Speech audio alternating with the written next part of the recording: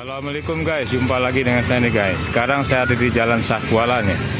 Di sini ada nasi goreng rakyat ini. Nasi goreng rakyat.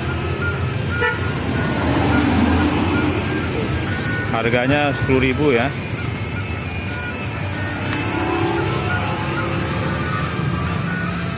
Nasi goreng rakyat. Ini jam berapa buka, Pak? Jam 4 udah ada jam 4. Jam 4 sore sampai jam berapa, Pak? Sampai kalau udah habis jam 2. Jam 2 malam. Oh, jadi dari jam 4 sore sampai jam 2 malam ya. Ya. Nah, ini lihat 10.000 semua ini. Ini ikan asin. Ini sambal, Pak ya? Ya, sambal bistik. Oh, sambal apa? Sambal bistik. Piting. Bistik. Piting apa tuh? Oh, ya daging gitu. Oh, sambal daging, ini kacang.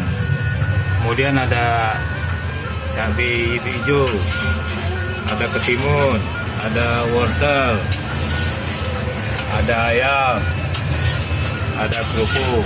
Nah, ini bikin sambalnya ya. Untuk ikan Nah. goreng. Jadi murah meriah, Pak ya.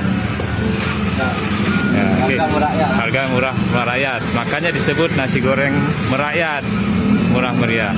Oke, itu saja informasinya. Assalamualaikum.